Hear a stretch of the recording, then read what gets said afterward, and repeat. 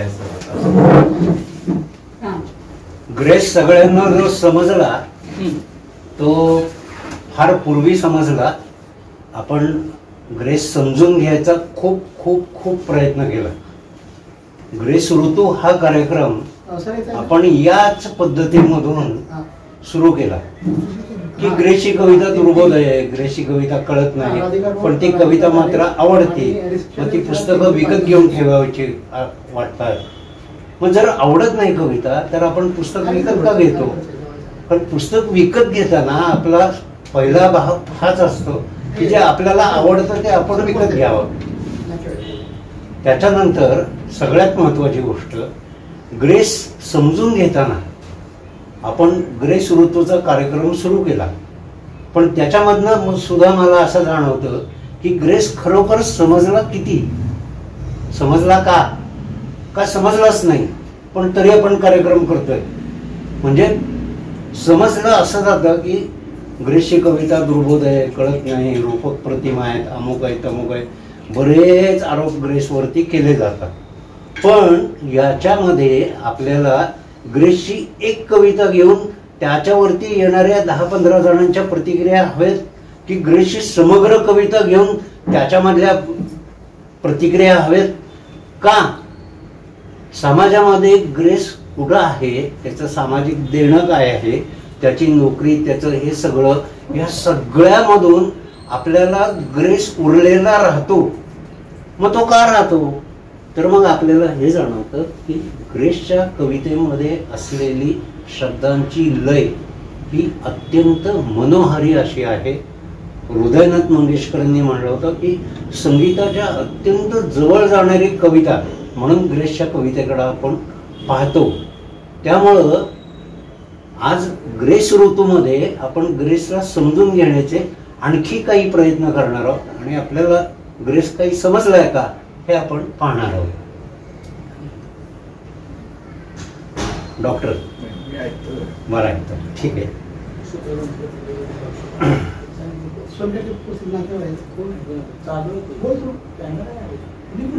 ये की तो पण ते एडिट करू आपण, काय प्रॉब्लेम? येस, आलो.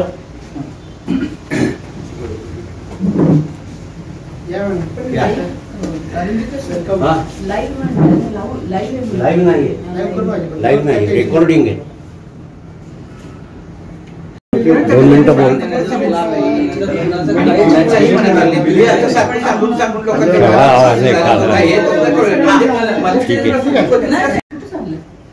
माझ्याकडे आज नेमकं नळून आले, सो त्या गेल्या 5ला.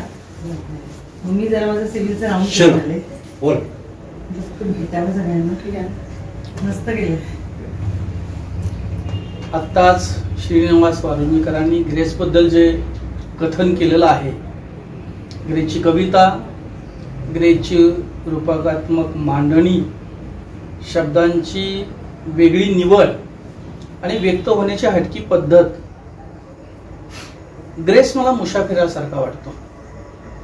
तो कुठून तरी निघाला आणि कुठंतरी त्याला पोहोचायचं, पण तो कुठून निघाला हेही कळत नाही आणि कुठं त्याला पोहोचायचं याचाही आदमास येत नाही. क्या बात. याच विचार चिंतनातून, मंथनातून ही कविता आपल्या समोर ठेवतोय. कुठे निघाला आहेस मुसाफिरा, गळ्यात मफलर ऐवजी संध्याकाळ गुंडाळू. क्या बात. कुठे निघाला आहेस मुसाफिरा, गळ्यात मफलर ऐवजी संध्याकाळ गुंडाळून, मावळतीचा सूर्य हॅट सारखा खोचून. कुठे निघाला आहेस मुसाफिरा, गळ्यात मफलर ऐवजी संध्याकाळ गुंडाळून, मावळतीचा सूर्य हॅट सारखा खोचून, धुक्याचा कोट घालून अशा बोचऱ्या थंडीत फिरताना तुझ्या ओठी असते कवितेची विडी. क्या बात. धुक्याचा कोट घालून अशा बोचऱ्या थंडीत फिरताना तुझ्या ओठी असते कवितेची विडी, जी ओढतच जगलास तू मुसळधार पावसासारखा धुवाधार. तू पेरून गेलास खडकावर चिरतरुण फुलपाखरांचे बीज, तुझ्या शब्दांच्या पागोळ्या अजूनही ठिबकतात कवितेच्या डोळ्यांतून. तुझ्या शब्दांच्या पागोळ्या अजूनही ठिबकतात कवितेच्या डोळ्यांतून. अजूनही थबकतो मोर तुझ्या लईवर नाचता येईल का या शंकेने, पण अजूनही गाते कोकिळा, पण अजूनही गाते कोकिळा तुझ्या धुरकटलेल्या कंदिलाच्या खिडकीवर बसून, जिला अजूनही आहे आस तुझ्या निबर आवाजातल्या संथ वाहणाऱ्या वेदनेच्या सादेची, पण अजूनही गाते कोकिळा तुझ्या धुरकटलेल्या कंदिलाच्या खिडकीवर बसून, जिला अजूनही आहे आस तुझ्या निबर आवाजातल्या संथ वाहणाऱ्या वेदनेच्या सादेची. तुला भय असावे असे कधीच वाटले नाही, तुला भय असावे असे कधीच वाटले नाही, मग तरीही का म्हणालास भय इथले संपत नाही. कदाचित कदाचित शब्दांनीच केला असावा तुझा जीवघेणा पाठलाग, की तूच धावलास सोसाट्याच्या वाऱ्यामागे, कधी घैबरलास गायीचे व्याकुळ डोळे पाहात, कधी झोकून दिलास देह निळ्याशार कवितेच्या डोहात. ग्रेस ग्रेस तुझे हे कलंदरत्व देशील का रे मला अनुभवायला कधीतरी. ग्रेस तुझे हे कलंदरत्व देशील का रे मला अनुभवायला कधीतरी.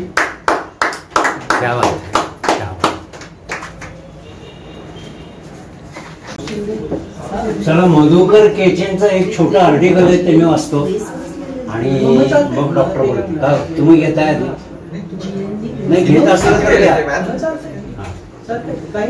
ग्रेस विषयी काही चालते. जाओ उस कंस केचे को कह दो कि गोकुल में कन्हैया बढ़ रहा है. जाओ उस कंस केचे को कह दो कि गोकुल में कन्हैया बढ़ रहा है. वामनराव म्हणजे वामनराव केचे, वामनरावांनी हा निरोप मला सांगितला. ओळख दे नसताना एखाद्या माणसाने माझी खोडी काढण्याचा हा पहिलाच प्रसंग.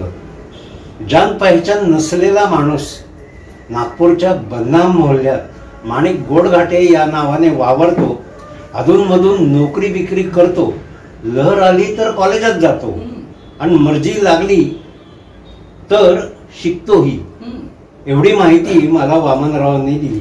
अर्थात हे सर्व त्याचे अधूनमधूनचे उद्योग. त्याचा प्रधान उपद्व्याप म्हणजे कविता. त्या करणे आणि बोल इसमें क्या कम है असं म्हणून रसिकांना खडे सवाल करणं. म्हणजे ग्रेसची ही सवय जुनी होती की दिवाळी अंक आले की बघायचं त्यात सगळ्यांच्या कविता वाचायच्या आणि मग आपली कविता त्याच्यात कुठं उभी राहते हे बघणं हा त्याचा छंद होता. पण ते काही असले तरी नागपूर सारख्या 100 मैलांवरून मला तो हिंदी निरोप पाठवण्याची गुस्ताखी त्या अंजान मुद्दईने करावी याचा काय मतलब. निरोप वामनरावांचे त्यावर म्हणणे असे की त्याने तो निरोप पाठवला हे नागपूरकरांना नवीन नव्हे, तो हिंदीतच पाठवला याला कारण राष्ट्रभाषेत जोर आहे. गोडघाटे पावरबाज निरोप पाठवताना नेहमी हिंदीत पाठवतो. अहो पण त्याची माझी साधी ओळख देखील नाही. मी त्याला साधे नावाने गावाने ओळखतही नाही. त्यानं मला कंस केचे वगैरे असं म्हणावं. हा, तुम्ही त्याला ओळखत नाही की त्याची खरी व्यथा आहे, त्याची जखम आहे. आपण एवढ्या सुंदर कविता कराव्या आणि त्याच जातीच्या लोकांनी आपल्याला ओळखही दाखवू नये हे फार जमतं. त्यात गोडघाटे कविता कशा करीत होता हे मला माहित नव्हते. वामनरावांनी आठवतील तशा 1-2 कविता म्हणून दाखवल्या. त्यावेळी सत्यकथेत त्या येत असत. त्या कुळाशी जुळणाऱ्या होत्या. मला अभंगापलीकडे तेव्हा कवितेत गम्य नव्हते. त्याच्या कविता चांगल्या असतील तर त्या छापणे किंवा न छापणे याची जबाबदारी खरे म्हणजे संपादकांवर होती. ते खूप दूर म्हणजे मुंबई पुण्यात राहत नसल्यामुळे की काय कोणास ठाऊक, पण गोडघाटे आपला गुस्सा आम्हा लोकांवर काढत होता. आपल्यापेक्षाही मुळीही जास्त चांगल्या नसलेल्या या मंडळींच्या कविता प्रतिष्ठित मासिकांमध्ये प्रसिद्ध व्हाव्यात आणि आपल्या कवितांना ती इज्जत लाभू नये याचे त्याला वैषम्य वाटे. किंवा आम्हा लोकांच्या कविता त्याला एकदम डब्बा वाटत असतील आणि म्हणून लेखांनो तुमचे या मथुरेवरचे राक्षसी स्वामित्व मी नष्ट करणारच अशा प्रतिज्ञेने त्याने तो निरोप पाठवला असेल. काय असेल ते असो. वामनराव मात्र ग्वाही देत होते की तुमच्या कविता गोडघाटेला आवडतात कधी कधी तर त्याची खुशी कळसाला पोचते. साल्याचा म्हणजे माझा खून करावा असा वाटतो. बहुत ही अच्छा लिखता है लेकिन कभी कभीच. ते काही असो, पण त्या निरोपामुळे मी अस्वस्थ झालो. याला लेखाला समज दिली पाहिजे. आज त्याने तोंडी निरोप पाठवला. उद्या हा स्वतःच हातात सुरा घेऊन किंवा बंदूक घेऊन यायचा आणि माझ्या कवितांची तुम्ही लोक इज्जत का करीत नाही म्हणून जाब विचारायचा. 2-3 महिने यावरही उलटून गेले. गोडघाटे काही अमरावतीत उगवला नाही. पुन्हा निरोपही काही आला नाही. मध्यंतरी मी नागपूरला गेलो. तेथे मुक्तिबोध वगैरे जाणकारांच्या बैठकीत गोडघाट्यांच्या रचनेचे अनेक उल्लेख झाले. सर्वच नागपुरी महारथी या नव्या कवीच्या झेपीवर आणि निगराणीवर बारकाईने लक्ष ठेवून बोलताना आढळले. मुक्तिबोधांसारखे अग्रेसर कवी अधिकृतपणे म्हणू लागले की गोडघाटे हा असामान्य कवी आहे. तोपर्यंत गोडघाटेंचं एकही पुस्तक पब्लिश झालेलं नव्हतं. फक्त सत्यकथा आणि छंदमधून त्यांच्या कविता येत असत. गोडघाटेंचं पहिलं पुस्तक आलं ते 1967. अशा अधिकारी मंडळींनी त्याच्या कविता सामर्थ्याची ग्वाही दिल्यामुळे मी अस्वस्थ झालो. आपण कंसासारखे पालथे किंवा उतरणे पडलो असून तो कन्हैया आपल्या जाडजूड पुस्तकाने आपल्याला ठोसे मारत आहे, खूप बुकळत आहे अशी स्वप्न मला पडू लागली. इतपर गोडघाटेची भेट टाळणे हे मला आरोग्याचे व सुरक्षिततेचे लक्षण वाटेल. त्याचा खारा गोडा कोणताही निरोप नव्हता. त्यामुळे मी जास्तच काळजीत पडलो. शत्रुपक्षाकडून कुठलीही हालचाल नव्हती. याचाच अर्थ त्याची तयारी जोरदार चालू असली पाहिजे. त्याला भेटायचेच या निर्धाराने एक दिवस मी नागपूरच्या 5 पावली की 7 पावली या भागात दिसेल त्याला विचारून त्याचा शोध घेऊ लागलो. त्या शोधाच्या संदर्भातच एकाने मला कर्नल बाग या लगतच्या भागात नेऊन सोडले आणि एका चाळीच्या समूहाजवळ उभे करून सांगितले, या गोडघाटेंच्या चाळी ते समोर दाढीवाले गृहस्थ दिसत आहेत, त्यांच्याजवळ चौकशी करा. एवढ्या वास्तू आणि त्याही मध्य प्रदेशच्या राजधानीत असताना देखील कविता रचण्याचे डोहाळे लागलेला हा गोडघाटे निश्चितच अजब असला पाहिजे. समोरच्या दाढीवाल्याजवळ विचारणा केल्यावर मला हवी असलेली अजब चीज हीच आहे याची खात्री झाली. मीच गोडघाटे. काय हवे? इतके सभ्य नरम शब्द.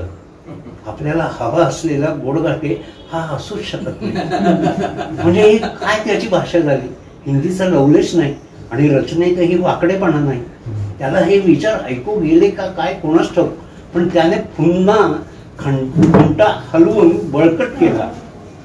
मी माणिक गोडघाटे. तुम्ही अमरावतीहून आला का? तुम्हाला कसे कळले? चला आपला एक अंदाज. चला आरंभ तर छान झाला. माझी पिशवी स्वतःच्या हाती घेऊन माणिकने मला घरी नेले. एका चाळीतला 2 मजली भाग या मंडळींनी स्वतःसाठी मुकरर केला होता. सहज प्रस्तावनेसारखा माणिकला भेटायला गेलो आणि ग्रंथभर मजकुरासारखा तिथेच मुक्काम ठोकला. त्याची माझी मैत्री झाली हे नवल नव्हे, ती व्हावी म्हणूनच माणिकने तो आरंभीचा निरोप पाठवला होता. त्रागा केल्याशिवाय तरी रासवट बोलल्याशिवाय माणिकचे प्रेमही व्यक्त होऊ शकत नव्हते. त्या निरोपातूनच नव्हे तर माझ्या 3-4 दिवसांच्या पहिल्या मुक्कामातल्या अनेक प्रसंगात देखील मला तो प्रत्यय पुन्हा पुन्हा येत राहील. त्या रात्रीच माणिकच्या वडिलांची माझी भेट झाली. त्यांची उमेदीची वर्षे लष्करात गेली. त्या धुमश्चक्रीच्या जीवनातही त्यांनी आपले छंद जपले होते. गाणे ऐकण्याचे त्यांना जबर व्यसन. भाविकाने तीर्थयात्रेसाठी पैसा जमवावा तसे ते बनारसला अमक्या तमक्या बायाबुवांचे गाणे ऐकण्यासाठी शिल्लक टाकत असत. असे छंदी रक्त माणिकच्या कविता जीवनात दिसावे यात काहीच गैर नव्हते. माणिकला भेटायला आपल्याकडे एक पाहुणा आला एवढीच गोष्ट. थांबू का 2 मिनिटं? हा माईक दे वाचून.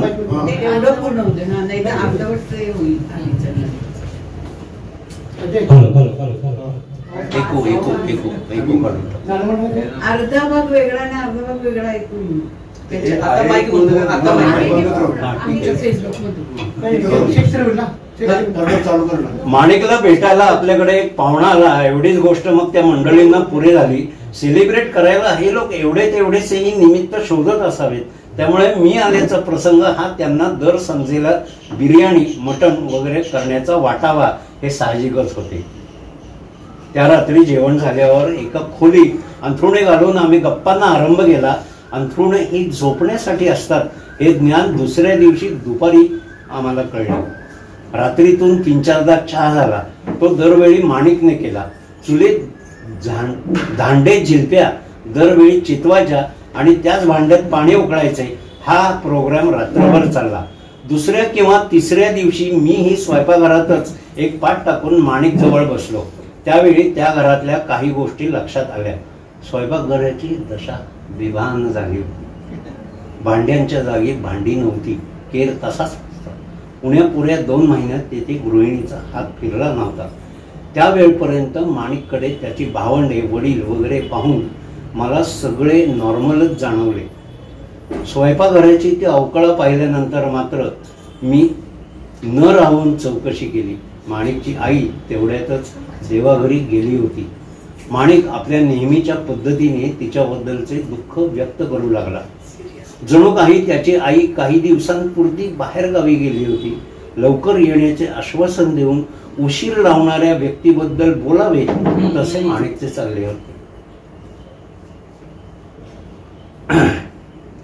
माणिकवर ती छोटी भावंडे आणि रसोईघर यांचा चार्ज सोपवून म्हातारीने असे निघून जावे हे अन्यायाचे होते.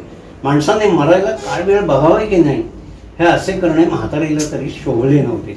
आता हे चहाचे भांडे, बिर्याणीचे बगोणे, भाज्यांची कढई, या माशा, हा केर कोण काढणार? सारोष काय की हा माणिक सारख्या सुपुत्रावर अन्याय होता. आईची आठवण काढून तो पुन्हा पुन्हा चिडत होता. त्याचेही खरे होते. माणिकची आई वारल्यानंतर त्याच्या या दुसऱ्या आईने त्याचा ताबा घेतला होता. माणसाने अकारण असा लढा लावावा कशाला? एक आई नेली होती, हे काय पुरेसे नव्हते? कशाला आली ही दुसरी आई? ही अशी मध्येच दगा द्यायलाच ना. स्वयंपाकघर पाहिल्यानंतर मला माझे घरचे वेगळे दिसायला लागले. तोवर पाहिलेल्या वस्तू, माणसे सर्वच बदलून गेले होते. दांडीवर टाकलेल्या पातळांच्या घड्या आता निराळ्या दिसू लागल्या. त्यांची मालकीण तेथे नव्हती. पोरांचे कसे तरी टाकलेले कपडे, माणिकचे अडगळीत पडल्यासारखे दिसणारे वडील, वातावरणातला गुदमरलेपणा, जरासा कुबटपणा, साऱ्यांचेच अर्थ लागले. मग मला रात्रभर रंगलेल्या माणिकच्या गप्पातही रस वाटेना, झोपही येईना. माणिक मात्र जरासा झोपला. आईने आज्ञा दिल्यासारखा शहाण्या मुलाच्या पोजमध्ये बिछाण्यावर पडला. ते चंद्रमादेवीचे प्रदेशमध्ये कव्हरवर जो ग्रेस झोपलेला दिसतो ती त्याची झोपण्याची स्टाईल आणि ती इथं त्यांनी वर्णन केली.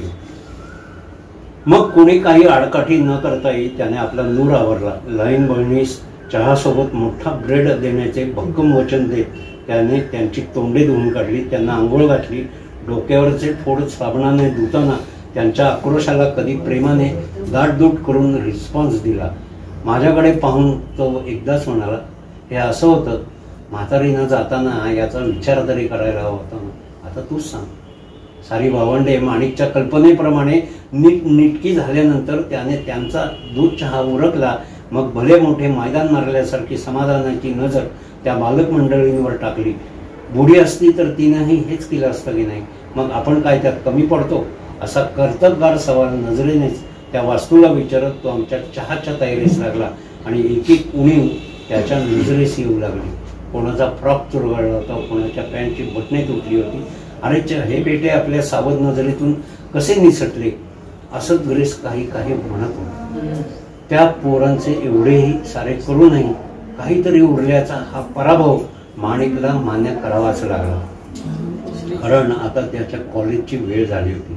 म्हणून कैलासवासी म्हातारीवर पुन्हा एकदा राग काढून माणिकने सायकल रस्त्याकडे वळवली. जाताना तो एक सांगून गेला, आपले दुपारचे जेवण गड्या काहीतरीच झाले, जाऊ दे, मी लवकरच परत येतो. साली कॉलेजात ही हजेरीची भानगड तापदायक असते, ती उरकली की मी येतोच. आणि हा रात्री आपल्याला स्वयंपाकाची दगदग नाही. दगदग म्हणजे तो धूर रे साला इतका दाटतो की शूट करावा असा वाटतो. धुराला शूट करावा. धुरावर त्याने किती कसे रागवावे याबद्दल माझी काही निश्चित मते नव्हती. पण रात्रीचा स्वयंपाक धुराविना होणार की काय हा प्रश्न मला पडला. आणि माणिकला घाबरून कदाचित तो तिथे येणारही नसेल. पण हे सारे ज्याचे त्यालाच विचारणे भाग होते. पुढं वाचू का 2 पान? येस. आता कुठल्या पुस्तकाचा उतारा होता हे एक्सप्लेन करायला होतास. हा चेहरे मोरे पुस्तक आहे. मधुकर केचे एडिट करून ते परत एकदा घे, व्यवस्थित घे. त्याचं ते परत एडिट करून घेशील. सुरुवात केल्यासारखं कर. ओके. आता मी यांचं पुस्तक असं के मधुकर केचे यांच्या चेहरे मोरे या पुस्तकामधला कवी ग्रेस यांच्या विषयीचा हा निबंध या ठिकाणी सादर केला.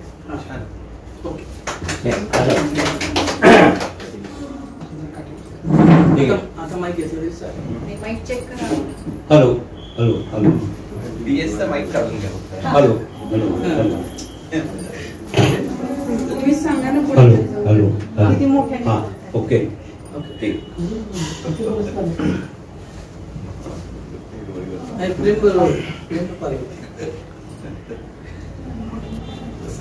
येस. हां. ग्रेस यांच्या कवितेतली मला सगळ्यात जास्त भावणारी गोष्ट म्हणजे त्यांनी केलेलं निसर्ग चित्रण. म्हणजे निसर्गातल्या प्रतिमा ह्या त्यांच्या कवितेमध्ये एक घटक म्हणून येत नाही, तर मला असं वाटतं की जो काही आशय व्यक्त करायचा आहे त्याच्याशी अगदी एकरूप होऊन येतात. आणि ह्या निसर्ग प्रतिमा अमूर्त स्वरूपामध्ये असतात. आणि जाणवणारी गोष्ट म्हणजे त्या असं कुठल्याही प्रादेशिकतेमध्ये अडकून पडलेल्या नाहीयेत असं मला म्हणावंसं वाटतं.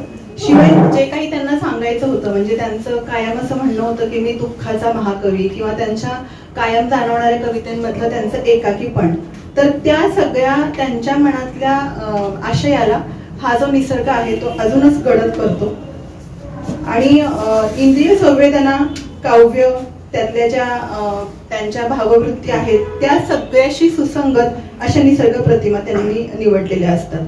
आणि त्यामुळे आपण ज्या एरवी रूढ अर्थानं त्या प्रतिमांचे अर्थ बघतो त्यापेक्षा खूप वेगळ्या स्वरूपामध्ये या प्रतिमा येतात. आणि मोजायला गेलं तर किती वेगवेगळ्या प्रकारच्या प्रतिमा आहेत. म्हणजे मोगरा, कमळ, बकुळ, चाफा, फुलांचे देठ, आपल्या मिथकांमधल्या काही गोष्टी येतात. म्हणजे देऊळ, शिखर, चंद्र, रान, धुक, कावळा, चिमण्या, घार, गाई, घोडा, पाऊस, आकाश, क्षितिज, गगन, वृक्ष आणि बर्फ हे मला जाणवलेल्या त्यामधल्या प्रतिमा. पण या सगळ्या प्रतिमांच्या अनुषंगाने त्यांची जी काही स्वतःची अनवट तरल अशी भाषा होती ती अजूनच देखणी होते आणि त्यांच्या कवितेमधली काव्यात्मकता उंचावते. हे मला जाणवलेलं वैशिष्ट्य. आणि त्यांची एक मला स्वतःला आवडलेली कविता मी सादर करते. ही माझी प्रीत निराळी.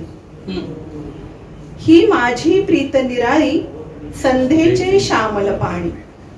ही माझी प्रीत निराळी संध्येचे श्यामल पाणी दुःखाच्या दंतकथेला डोहातून बुडवून आणि. हाताने दान कराया पोकळीत भरला रंग. हाताने दान कराया पोकळीत भरला रंग तृष्णेचे तीर्थ उचलतो रतिरंगातील निसंग. शपथेवर मज आवडती गायीचे डोळे व्याकुळ. शपथेवर मज आवडती गायीचे डोळे व्याकुळ घनगंभीर जलधीचेही असणार कुठेतरी मूळ. आकाश भाकिते माझी नक्षत्र ओळही दंग. आकाश भाकिते माझी नक्षत्र ओळही दंग देठास तोडता नाही रडतेन फुलांचे अंग. सवयीचा परिसर इवला घे कुशीत शिंदर वारा. सवयीचा परिसर इवला घे कुशीत शिंदर वारा देहाची वितरण सारी सोन्याहून लख शहारा. तू खिन्न कशाने होशी या अपूर्व संध्याकाळी. तू खिन्न कशाने होशी या अपूर्व संध्याकाळी स्तनभाराने हृदयाला कधी दुखविल कावन माळी. कधी दुखविल कावन माळी. क्या बात, क्या बात. घ्या. खरं तर मी काय वक्ता नाहीये आणि गेले बरेच वर्ष ग्रेस ऋतू इथं साजरा होतोय. वाळुंजेकर, सागर वगैरे आहेत, पण इथं येण्याचा माझा पहिलाच प्रसंग आहे. मी दुसऱ्या कुणाचं काय वाचणार नाही. फक्त मला ग्रेस कधी कसा कळला, पण अजूनही कळला का, हाही प्रश्न आहे. काही काही लेखक किंवा माणसं जिवंतपणापेक्षा मरण्यानंतर जास्त उरून जातात. त्यापैकी मला वाटतं हा एक लेखक आहे की जिवंतपणापेक्षा जास्त तो गेल्यानंतर माणसांच्या मनात राहिला आणि झिरपत राहिला. झिरपत अशासाठी राहिला की त्यानं जे दालन निर्माण केलं त्यात गूढता होती, सौंदर्य होतं, अनेक प्रतिमा होत्या, व्यथा होती. आणि जेव्हा जेव्हा कोणीही वाचक ग्रेस वाचायला सुरुवात करतो तेव्हा त्या लेखकाच्या बरोबर स्वतःच्या मनाची दालनं गुंडाळायला सुरुवात करतो असं मला वाटतं. आणि काही काही त्याला सापडत राहतं जे स्वतःच्या आयुष्याशी समांतर असतं.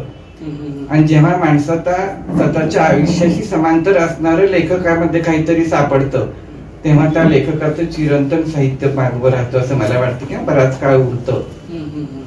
माझ्या बाबतीत तर पहिल्यांदा मला साधं सोपं वाचायची लिहायची पण सवय असल्यामुळं ग्रेस हा मला पहिल्यांदा जरा अवघड वाटायचं किंवा भीती वाटायची. म्हणजे कसं असतं ना, आता मला उपमा द्यायची झाली तर सगळ्यांना पटेल न पटेल असं वाटतं, पण बियर एक जशी असते की पहिल्यांदा घेतली की फार कडवट वाटते आणि काय हे पेय आहे असं वाटतं बऱ्याच जणांना. पण नंतर मग ती चव जिभेवर आपल्या रेंगाळायला लागते, ते आवडायला लागतं. मग उन्हाळ्यात कुठेतरी ती बियर पिणं हे शांतावणारं प्रकरण असतं असं वाटायला लागतं. तसं ग्रेसच्या बाबतीत झालं असं म्हणायला काही हरकत नाही. ते दुर्बोध आहे, कळत नाही असं वाटलं, पण नंतर नंतर वाटत आलं की हे वाचायला पाहिजे. कळत नसले तरी त्याचा पाठलाग आपण करायला पाहिजे, काहीतरी हातात सापडेल. असं झाल्यानंतर मग जशी जिभेवर चव रेंगाळते तशी मनावर मग साहित्याची वैश्यायिक चव रेंगाळायला लागली, ती आवडायला लागली. सगळं कळत होतं असं काही नाही, पण काहीतरी सापडत होतं, हे कुठेतरी मनात मुरत होतं किंवा ते कुठेतरी लय असू दे तेव्हा झिंजवणारं होतं असं म्हटलं तरी हरकत नाही. तशा पद्धतीनं ग्रेस. आणि जसं उन्हाळ्यात बियर मनाला शांतवते तसं आयुष्यातल्या उन्हाळ्यात जेव्हा शांतवायची गरज असते तेव्हा वाटतं की ग्रेसची पानं उलटावीत. आणि अशी ग्रेसची पानं उलटत असताना मग तो माणूस म्हणून कसा असेल हा एक लेखकाच्या मधला शोध राहतो की कसं असेल. कारण लेखन असणं आणि त्यातला माणूस असणं ह्या दोन वेगळ्या स्तरावरच्या गोष्टी प्रत्येक वेळी असतात असं मला वाटतं. प्रत्येक वेळी लेखकाच्या साहित्यातनं पूर्ण लेखक कळतो तसं नाही, पण मग जेव्हा कुणी आता मगाशी वारंजेकरनी जसं कैचांचा लेख वाचल्यावर ग्रेस काही समजतो, जे काही सांगतील तेव्हा लेख समजतो.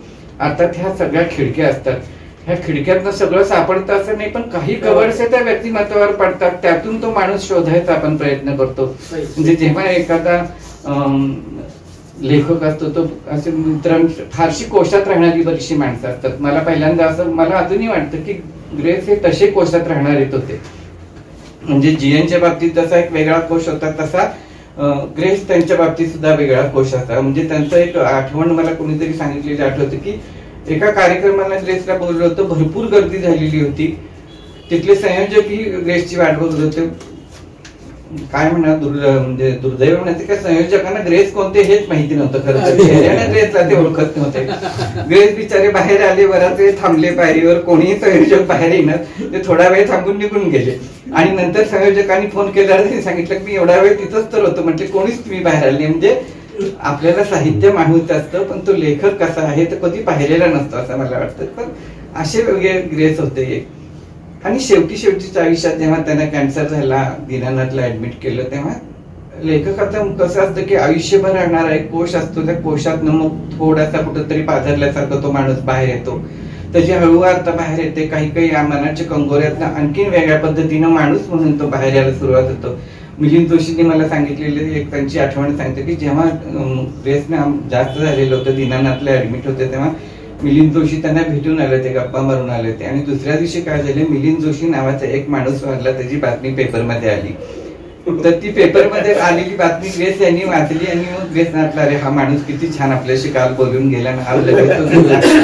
मग त्यांनी अतिशय चांगलं असं पत्र त्यांच्या मिलिंद जोशींच्या मिसेसने लिहिलं की असे आले, मला खूप वाईट वाटलं, ते चांगले होते, मी आधी त्यांना मनापासून भावपूर्ण श्रद्धांजली म्हणून ते त्यांना पाठवून घरी दिली. आणि ते मिलिंद जोशींच्या हातात पडले. अजून सांगतात मिलिंद जोशी. मग मिलिंद जोशींनी सांगितले की नाही होतं, गेलेले वेगळे होते, मी आहे. तरी मला असं वाटतं की अशा लेखकात आपल्याला श्रद्धांजली वाहणारं येणारं पत्र असणारा माणूस सुद्धा भाग्यवानच म्हणायला पाहिजे. अनेक कंगोरे अशा साहित्याला असू शकतात. म्हणजे कवितांच्या बाबतीत तर मी खूपदा वाचले की त्यांच्या प्रतिमा जे सगळं जे असतं तो एक प्रकारचा उत्सव असतो, पण त्या उत्सवात आपल्याला काही आपण कुठेतरी असं गोंधळल्यासारखं कोपऱ्यात उभं आहे का असं, म्हणजे सगळं तर चाललेलं असतं, लग्न बँड बाजे वरात, आणि तिथं कोणत्या तिऱ्हायच्यासाठी उभारलेलं असतं का, अशी वाचकांची खूपदा मनाची संवेदना होते. बरं आपल्याला कळत नाही म्हटलं की लोक म्हणतात अरेच्या ग्रेस कळत नाही ह्या माणसाला, अशी एक भावना असते. म्हणून उगाच बोललं ना, असंच बऱ्याच वेळा 100 पैकी 80 लोकांचं होतं असं मला वाटतं देशच्या बाबतीमध्ये सुद्धा. पण 100 पैकी 99. पण मला अजूनही ग्रेस पूर्ण कळाय असं मी सुद्धा म्हणत नाही. म्हणजे मला 10% सुद्धा कळाय की नाही मला त्याबद्दल वाटत नाही. पण त्याची एकंदरीत भाषा आणि त्याच्या दुःखाचे जे अंतस्तर त्याने निर्माण केलेले आहेत किंवा ज्या प्रतिमा त्यांनी त्याच्यासाठी वापरलेल्या आहेत, म्हणजे मेघात अडकली किरणे हा, म्हणजे अशा प्रतिमा ताकदीत पेलणारा मला वाटतं एक सुरेश भट नावाचा माणूस होता, अशा पद्धतीच्या प्रतिमा हे निर्माण करणारा. तर अशा पद्धतीचे एक ग्रेस नावाचं व्यक्तिमत्व होतं. त्या इथं फक्त काय काय वेळा योग असतात. मी एकदाच ग्रेसना पाहण्याचा योग आला, गुंफण साहित्य संमेलनच्या वरती काहीतरी मला तर संयमवर मंगल कार्यालयात तो कार्यक्रम होता आणि त्यावेळी ग्रेस आले होते. तेव्हा फक्त ग्रेसना पाहिलेलं होतं. खूपदा काय असतं की आपण अनेक लेखक वाचतो, म्हणजे पुलंच्या सारख्या ते पाहायची, मला सुद्धा आयुष्यात पुलं पाहायची कधी संधी मिळाली नाही, भेटायची संधी मिळाली नाही, खूप प्रयत्न केला. पण हातातनं आयुष्यातनं काही काही निष्ठून जाणाऱ्या गोष्टी असतात, तसे काही निष्ठून जाणारे लेखकांना भेटी सुद्धा असतात. त्यापैकी ग्रेस एक होते. आता वाटतं खरंच की कधीतरी आपण भेटायला हवं होतं, कारण नुसता पानापानातून लेखक समजून घेण्यापेक्षा त्याचं देठ कुठं बुंध्याला चिटकलं हे आपल्याला जर कळलं असतं तर आणखीन आनंदाची गोष्ट होती असं वाटतं. जास्त काही मी बोलत नाही. एक त्यांची कविता मी वाचतो, खरंच मला ही कविता कळलेली नाही की ह्यातली सखी कोण असेल हे मी अजून शोधायचा प्रयत्न करतोय. त्या सखीची मुलगी नावाची ती कविता आहे, थोडी दीर्घ कविता आहे. सखीच्या मुलीला कसे काय द्यावे, सखीच्या मुलीला कसे काय द्यावे उन्हातले हे भव्य शब्दांगण. सखीच्या मुलीला कसे काय द्यावे उन्हातील हे भव्य शब्दांगण. इथे चंद्र नाही इथे सूर्य येतो, इथे चंद्र नाही इथे सूर्य येतो, स्वतः सावलीचा मुका साधन. सखीच्या मुलीने जरी नीट केल्यात, सखीच्या मुलीने जरी नीट केल्यात उद्धार गंधातील शिळा. प्रभू रामचंद्रा मला आज तू दे तुझ्या सूक्ष्म देहातील रेकळा. सखीच्या मुलीला कसे काय सांगू, सखीच्या मुलीला कसे काय सांगू, कुण्या मैथिलीचे निळे चांदणे. सखीच्या मुलीला कसे काय सांगू, कुण्या मैथिलीचे निळे चांदणे. अरे रामचंद्रा मला हाक दे तू असे अंजनीचे तुला सांगणे. म्हणजे मलाही गोंधळासारखं होतं की रामचंद्र आणि अंजनीचा संबंध काय अजून मला सुटला नाही, कदाचित सोनटक्के सरांना कळलं असेल.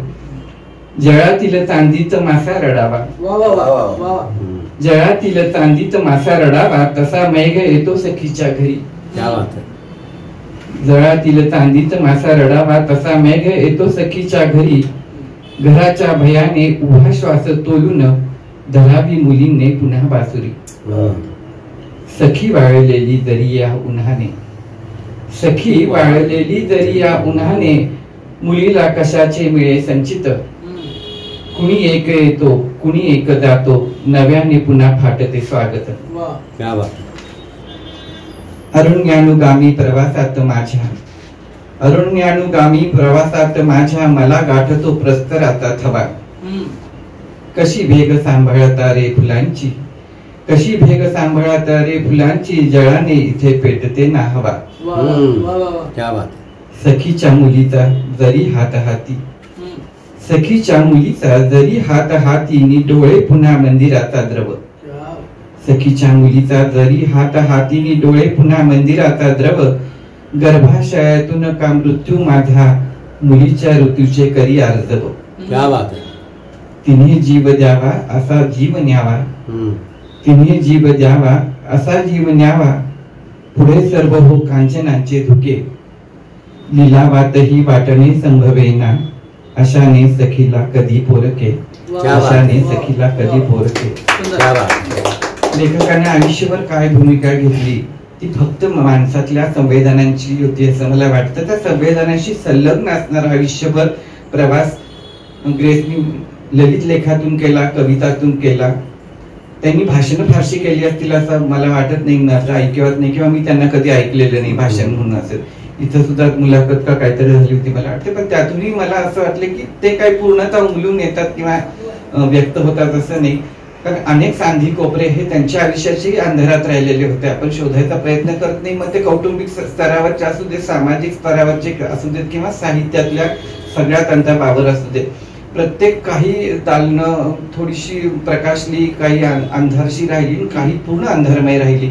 पण तरी सुद्धा हा लेखक म्हणून कसा होता, कवी म्हणून कसा होता, हे गूढ कोड राहिले. म्हणजे जसं गूढ कवी तशी गूढता त्यांच्या शेवटपर्यंत काही न परिणामी राहिलेली आहे. मंगेशकरांनी, हृदयनाथांनी त्यांची कविता जेव्हा गायला सुरुवात केली तेव्हा मला वाटतं की खऱ्या अर्थानं बऱ्याचशा महाराष्ट्राला ग्रेस कळायला सुरुवात झाली असं म्हणायला हरकत नाही. आता म्हणजे ते ग्रेसच्या साहित्याची कमीतरता सांगत नाही मी, पण एक कुठेतरी संलग्नताही लागते किंवा भाग्ययोग लागतात. मग लेखकाला सुद्धा भाग्ययोग लागतात किंवा काहीतरी असा तो भाग्ययोग कदाचित मंगेशकरांच्या रूपाने त्यांच्या आयुष्यात आलेला असावा. त्या दोघांचं मैत्र होतं, सख्य होतं, किंवा त्या दोघांनी एकमेकांना समजून घेतलं असेल. शेवटी एक कविता जशी लेखकाला वाटते किंवा कवीला वाटते तशी समोरच्यांना जाणवते अशातलं नाही. अनेक त्याच्यात अंग असतात. म्हणजे आपण नर्डेकरांच्या बाबतीत सुद्धा अनेक कविता आहेत की त्याचे वेगळे वेगळे अर्थ लावले गेले. ग्रेसांच्या कवितेचे वेगळे वेगळे अर्थ लावले गेले असतील, पण प्रत्येक वाचकाला जो अर्थ संलग्न झाला आयुष्याला तो धागा त्यानं पकडून ठेवला. म्हणून ग्रेस आपल्याला सगळ्यांच्याच अजूनही सामावून राहिले असं मला वाटतं. धन्यवाद. नमस्कार. कालच्या आविष्कारच्या आकाशवाणीच्या आविष्कार या कार्यक्रमामध्ये ग्रेसबद्दल मला लिहिण्याची संधी मिळाली, वाचण्याची संधी मिळाली. त्या निमित्तानं काही जे माझं वाचन झालं त्यामुळं मलाच मी कुठं अडकले होते ग्रेसच्या बाबतीत ते स्पष्ट झालं.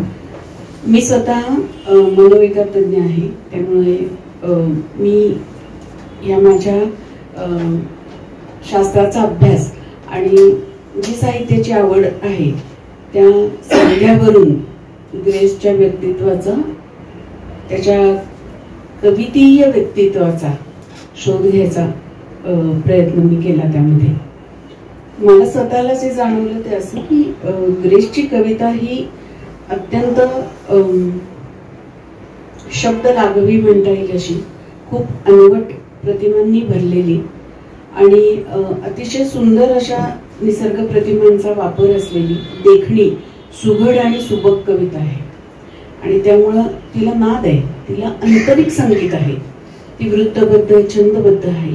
अगदी मुक्त छंदातल्या कवितेला सुद्धा स्वतःचा असा नाद आहे आणि त्यामुळे ती खूप आकर्षून घेते, आपल्याला बांधून ठेवते.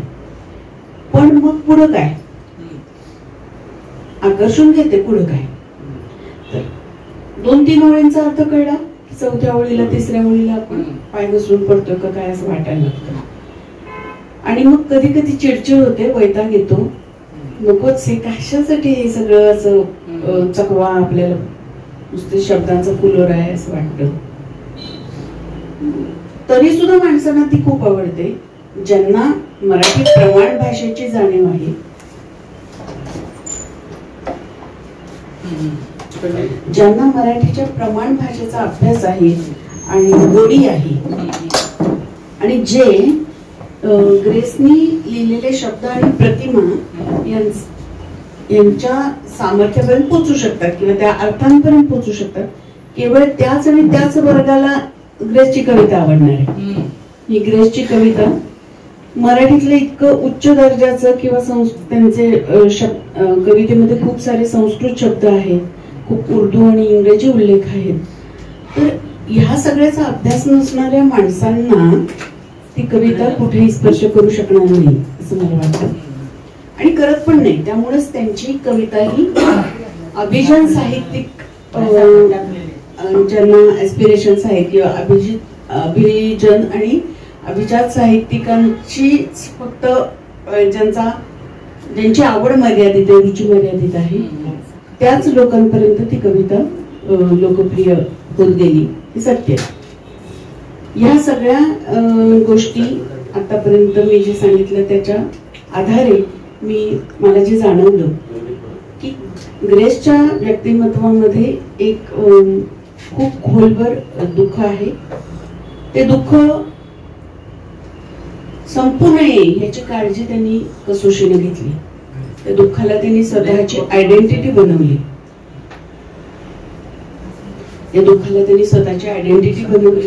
आणि त्यांच्या विलक्षण प्रतिभेनं, त्यांच्या अभ्यासानं, त्यांच्या विविध प्रकारच्या संदर्भाच्या ज्ञानाने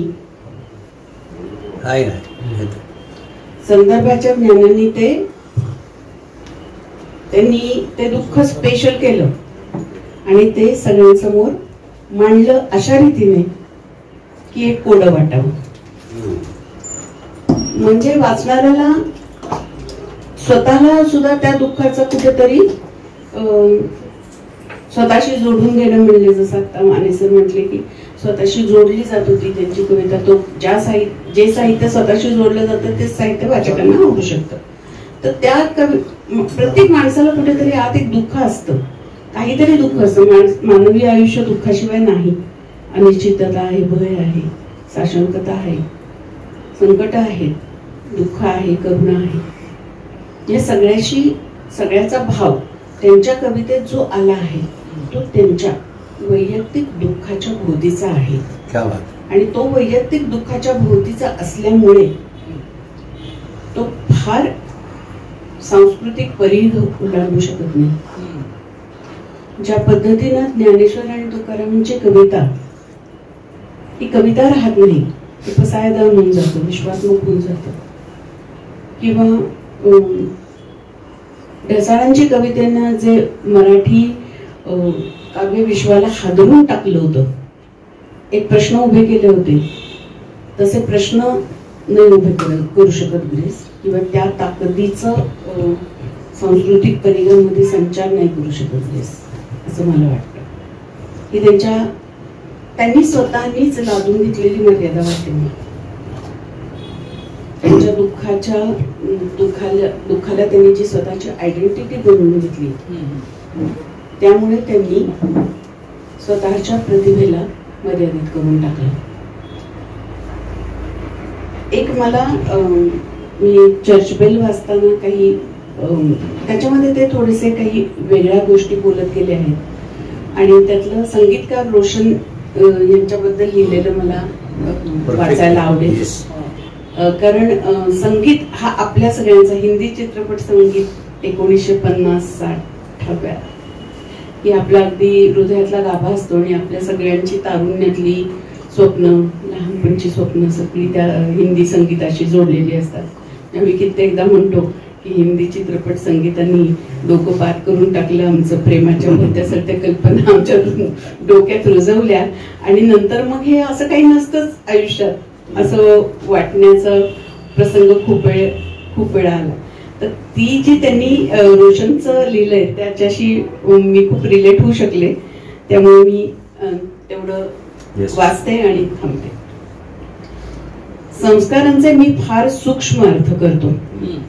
कदाचित ते माझ्या पुरतेच मर्यादित असतील, परंतु तसे करणे निदान माझ्या व्यक्तित्वाच्या संदर्भात मला आवश्यक वाटते.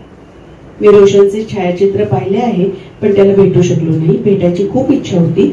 अशा बऱ्याच गोष्टी राहून गेल्या आहेत, राहून जातात. मृत्यू असे काही करून जातो. इच्छांना, वासनांना, स्वप्नांना मात्र मरण स्पर्श करू शकत नाही. दुःखाच्या दर्ग्यात घुमटाकडे जाणाऱ्या सुगंधित धुराप्रमाणे त्या अधिक सूक्ष्म आणि तरल होत जातात. एक विषय कित्येक दिवसांपासून माझ्या चिंतनात उभा आहे. तो मांडण्यात पुढे मागे यशस्वी ठरलोच तर रोशन विषयी खूप विस्ताराने लिहावे लागणार आहे. मला वाटते आजच्या माझ्या जाणीव विश्वात रोशनच्या संस्काराचाही भाग आहे. रोशनच्या बंदिशीने बोलणाऱ्या आवाजांच्या ध्वनिमुद्रिकांचे संस्कार. रोशनने बांधलेल्या स्वरांची सिनेमातली गाणी ऐकताना मी कमालीचा अंतर्मुख होतो. पुष्कळ दिवसांपूर्वी एक रेकॉर्ड लायब्ररीत काही स्पॅनिश संगीताच्या रेकॉर्ड्स ऐकण्याचा योग आला होता. हृदयाला व्याकुळतेच्या एका अनोळख्या प्रदेशात बेमालूमपणे घेऊन जाण्याचे अलौकिक सामर्थ्य मला स्पॅनिश संगीतात भेटले आहे. त्याच अनुभवाची पुनर्निर्मिती रोशनने मला सतत करून दिली. यालाच मी संगीताची आध्यात्मिक शक्ती समजतो. सचिन देव, सलील चौधरी यांची गाणी मला आवडतात, नाही असे नाही, परंतु रोशनची माधुर्य पेरणारी निरागस व्याकुळता मला रोशनशिवाय कुठेही प्रत्ययाला आलेली नाही. वास्तविक सिनेसंगीताच्या डोक्यावर लोकाराधनेची तलवार सदैव लटकत असते. त्यामुळे त्यात तात्कालिक लोकप्रिय लकबींचा बराच मोठा भाग येऊन जातो. ही तात्कालिकता पूर्ण रूपाने आत्मसात करूनही रोशनने अनेक सालींना आपल्या व्याकुळ व्यक्तित्वाचा संपृक्त स्पर्श दिला आहे. तो कालोत्तीर्ण आहे. बोलपटातील लटके कथासंदर्भ वगळले तरीही रोशनची स्वरपीडा आपल्याला घेऊन राहते. दुर्दैवाने जीवन दर्शन घडवणाऱ्या सर्व कला क्षेत्रांचा साकल्याने वेध घेऊन अन्वय लावण्याची प्रक्रियाच आपल्या सांस्कृतिक जीवनात नाही. मला हे वाक्य खूप महत्वाचं वाटतं. दुर्दैवाने जीवन दर्शन घडवणाऱ्या सर्व कला क्षेत्रांचा साकल्याने वेध घेऊन अन्वय लावण्याची प्रक्रियाच आपल्या सांस्कृतिक जीवनात नाही. केशवराव भोळ्यांनी आपल्या ग्रंथात रोशनचा उल्लेख केला आहे, परंतु अशी जाणीवच विरळा. एरवी सिनेमाची गाणी सुद्धा आपल्या सामाजिक सांस्कृतिक जीवनाचा एक अपरिहार्य भाग झालेली आहे हे जाणवल्याशिवाय राहिले नसते. जुगनू, अनमोल घडी, मेला, अनोखी अदा, देवदास, अंदाज, रतन, अफसाना, दुलारी, पूनम अशा कितीतरी बोलपटातील गाण्यांनी आपले तत्कालीन जीवन भरून टाकले होते हे विसरता येणार नाही. निदान माझी तरी पोरकट भाबडी बालस्वप्ने मी अशा गाण्यांच्या मृगजळातच तरंगताना पाहिली आहेत. गाण्यांची मृगजळच होती ती. घर से चले थे हम, घर से चले थे हम तो खुशी की तलाश में, गमराह में पडे थे वही साथ हो लिए. हे गाणं ऐकताना मी कालही मनसोक्त रडलो आणि याच ओळी कानाशी आजही आल्या तर डोळ्यांचा पाणकळा झाल्याशिवाय राहिला. माझे भावविश्व घडवण्यात अशा गाण्यांचे संस्कारच उपयोगी पडले आहेत. रोशनच्या स्वरगंधाचा पहिला प्रत्यय जो मला आला तो त्याने बांधलेले एरी मैं तो प्रेम दिवानी हे नवबहार चित्रपटातील गाणे ऐकून मीरेचे हे कवन रोशनने भीमपलासीत गुंजले आहे. मीरेची संगीत विरहित कविताही मला झपाटून टाकते. म्हणजे शब्दात संगीत नसते असं माझं म्हणणं नाही, फक्त शब्दाने अनुभवाला येणारे संगीत आणि स्वराने फुलणारे संगीत यात मी फरक करतो इतकेच. आणि म्हणून आपल्याला ग्रेसचं शब्दातलं संगीत आणि हृदयनाथांचं स्वरांनी फुलवलेलं तेच संगीत हे वेड करून टाकतं. रोशनने मीरेच्या वेदनेची स्वरवीण घालताना त्यात मीरा व रोशन यांच्या जाणीव संघातून जन्माला आलेली अर्थपूर्ण नवीनता इतक्या विविध सूक्ष्म तरांनी बेरून दिली आहे की या एकतारीच्या भजनाचे स्वराकाश श्रवण मेघांनी अक्षरशः डवरून येते. त्यामुळे एक किमया घडून आली. मिस मंगेशकरांच्या आवाजाला आणि मीरेच्या अनुभूतीला रोशनने एक जास्तीचे परिमाण मिळवून दिले. जिमचे व्हिएतनामवरील एकतारी प्रधान युद्धगीत तुम्ही ऐका, म्हणजे I have to go and you have to stay या शब्दातील संगीत तुमच्या आत्म्याचा कोपरा भरून टाकते. रोशनचे कुळ अशा जातीतील आहे. ही रोशनच्या व्यक्तित्वाची शक्ती आहे. रोशन स्वरांची बंदिश उभारताना त्यातील विमुक्ततेची जितकी संपन्नतेनं जाणीव करून देतो तितकी क्वचितच इतर कोणी दिली असेल. ही विमुक्तता शब्दांच्या रचना संघांना आपल्या आत्माभिमुख स्वरगंगेत विरघळून टाकते. हे कुठल्याही नैतिक किंवा तात्कालिक प्रेरणेने घडून येत नाही. स्वरांच्या कपारीत अडकलेले चांदणे, ग्रेसचं वैशिष्ट्य शब्दांचं, स्वरांच्या कपारीत अडकलेले चांदणे रोशन मोकळे करून टाकतो. हे चांदणे मात्र शब्दातीत आणि स्वरातीत असते. यालाच संगीताचा आध्यात्मिक प्रत्यय म्हणायचे. चित्रलेखा बोलपटातील रोशनची गाणी ऐकावीत आणि ऐकतच राहावीत. ये भोग भी एक तपस्या आहे या एरवी गद्यप्राय वाटणाऱ्या ओळींना रोशनच्या स्वर योजनेमुळे असे काही पोएटिक ग्रँड्युअर आले आहे की आशयाची घनता आपले हृदय भारून टाकते. अलीकडच्या ममता आणि बहु बेगम बोलपटातील गाणीही अशीच आहेत. चाहे तो मेरा जिया लैले या गीतातील आशय शृंगारिक आहे आणि तोही माडीवरचा थंडगार शृंगार. रोशनने शब्दांच्या वाच्यार्थातून व्यक्त होणारी ही जाणीव तर जपलीच आहे, पण त्या व्यतिरिक्त असे अद्भुत आणि वेदना संपन्न स्वर त्यात मिसळून दिले की हे गाणे आपल्याला फार दूरच घेऊन जाते, कुठे ते सांगता येणार नाही. श्रेष्ठ निर्मितीचा विशेष असा असतो की एकाच वेळी ती विश्वाधीन असते आणि त्याच वेळी ती विश्वातीतही असते. क्या बात है. हे सामर्थ्य मला ग्रेसच्या कवितेत क्या बात है. स्वर व लय यांचे नेमके आणि अचूक स्वामर्थ्य ओळखण्याचे एक स्वतंत्र इंद्रियच देवाने रोशनला बहाल केले होते. गझल व कव्वाली या गायन प्रकारांना रोशनने फक्त प्रतिष्ठा वगैरेच मिळवून दिली नाही, त्याने या गायन प्रकारांचे खरे मर्मस्थान लोकांसमोर प्रगट केले. या दोन गायन प्रकारांशी भक्ती व शृंगार निगडीत झालेला आहे. रोशनने या प्रकाराचा स्थायी भाव तर कायम राखलाच, परंतु शिवाय हृदयाला दूरस्थ करणारी एक वेगळीच व्याकुळता त्यात साकार केली आहे. आपल्या लावणी या गायन प्रकाराचे असे का होऊ शकले नाही? लावणीच्या गायनातली रूपकात्मता निदान आपल्याकडे तरी अभेद्यच राहिली. रोशनने बांधलेल्या गझल आणि कव्वालीच्या स्वरमग्नतेत मूळ स्थायी अनुभव असा रूपक पांघरून राहत नाही. तो आपल्या स्वभावाची खूण जपून अधिक सूक्ष्मतर होत जातो. कलावंतांच्या निर्मितीचा आलेख मोठा मजेदार असतो. पुढच्या अनेक निर्मितींतून तो आस्वादाच्या अनोख्या वाटाही काढून दाखवत असतो. त्याच्या स्वरांना बिलगण्याची कूसही त्याच्याच कुशीतून जन्माला येत असते. मध्ये पुष्कळ वर्षे रोशनने मौन धारण केले होते. पुन्हा त्याला फुलोरा आला, पण काही काळच, आणि तो आपल्यातून निघून गेला. त्याच्या सोबतच त्याला बिलगण्याच्या वाटाही बुडून गेल्या.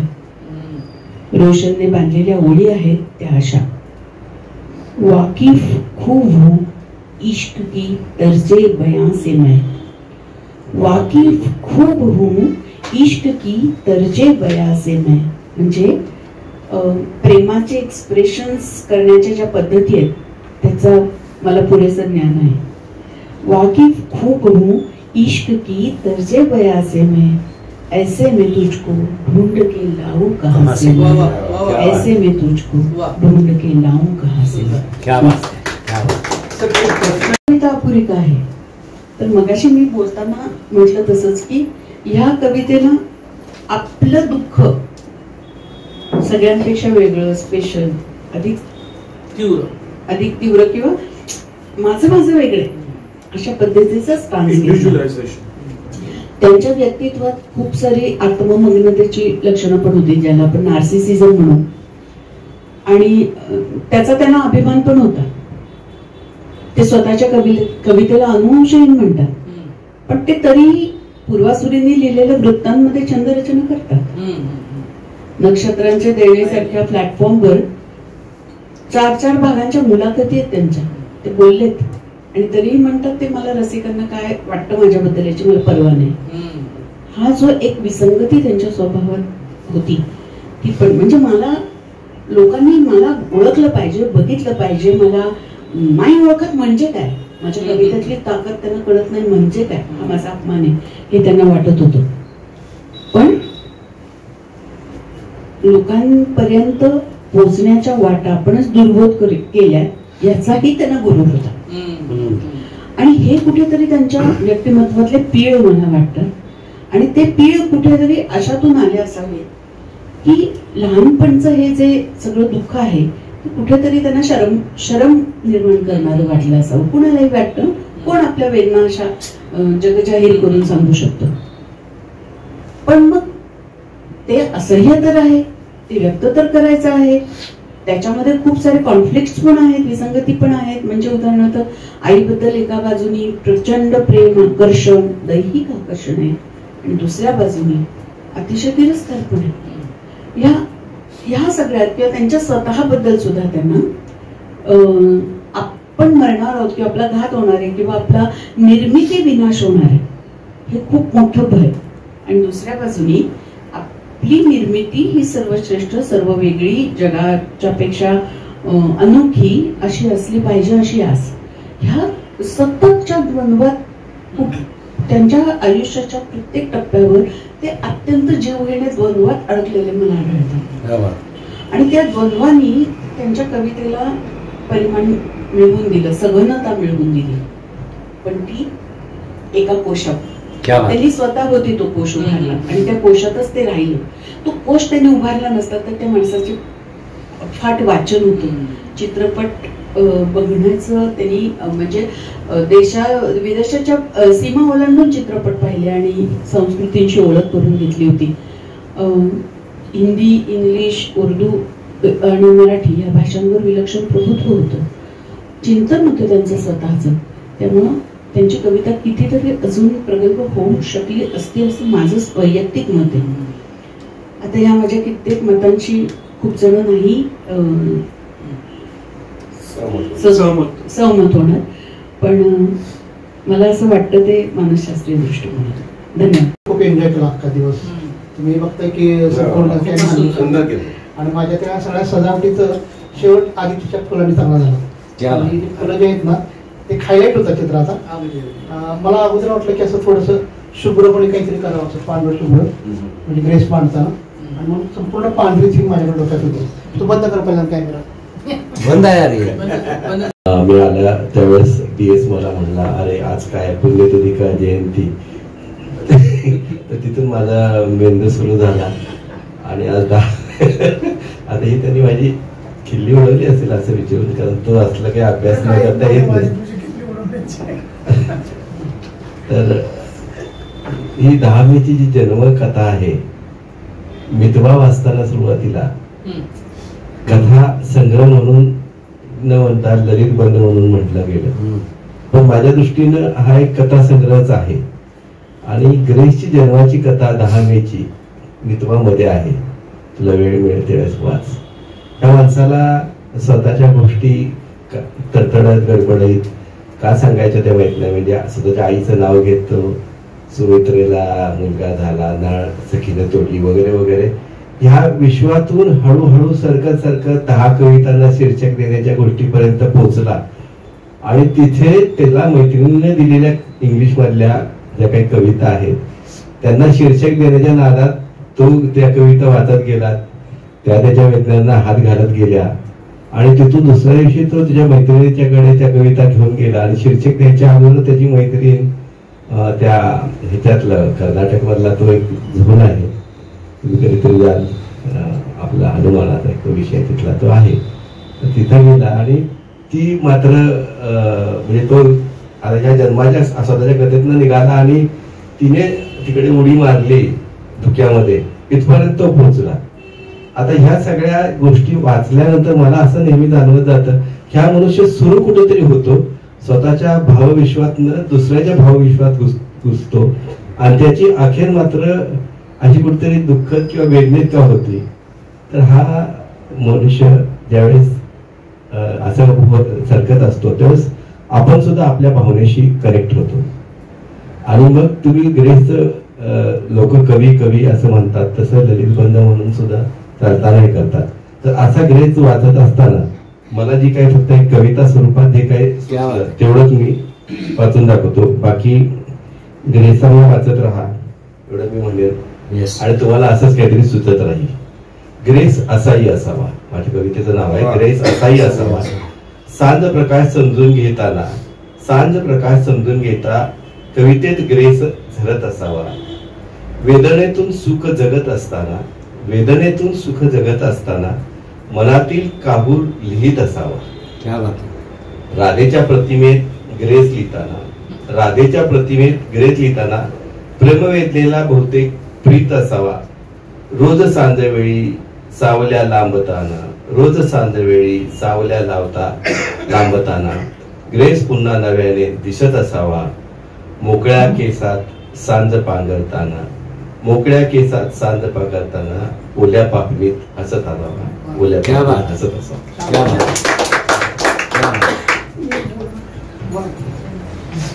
आणि सुनीताबाई यांचा पत्रव्यवहार वाचत होते मध्यंतरी मी, तर त्यामध्ये सुनीताबाईंनी ग्रेसच्या कवितांबद्दल काही प्रश्न विचारलेत किंवा काही त्यांना जे काही वाटत होतं त्या गोष्टी त्यांच्याजवळ व्यक्त केल्या आणि त्यावर ग्रेसने जी.ए. कुलकर्णींनी दिलेली ही उत्तर आहेत.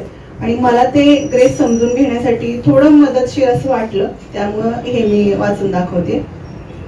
जी.ए. लिहितात, ग्रेस हे कवी आणि व्यक्ती म्हणून अगदी विरोधी आहेत याची मला कल्पना नाही, कारण त्यांचा माझा काही प्रत्यक्ष परिचय नाही. येथील दक्षिण कानडा जिल्ह्यात रानातून प्रवास करताना एक विलक्षण गोष्ट आढळते. कार जाईल एवढाच रस्ता स्वच्छ वळणे वळणे घेत गेलेला दिसतो आणि लगेच दोन्ही बाजूंना गडद हिरव्या अंधारात उभी असलेली, नंतर एकमेकांमध्ये मिळून गेलेली झाडं दिसतात. त्या हिरवट दाट अंधारात काहीही विलक्षण घडू शकेल असं वाटतं. ग्रेसच्या पुष्कळशा कविता मला या शक्यतेप्रमाणे वाटतात.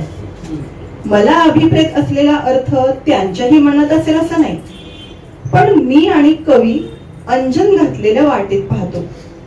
दोघांनाही आकृती तीच दिसते, पण मला वेगळा अर्थ जाणवतो. समोरील शब्द कविता यांच्याच साह्याने पण त्यांच्या पलीकडे नेण्याची किमया आज मला तरी इतर कवींमध्ये आढळत नाही.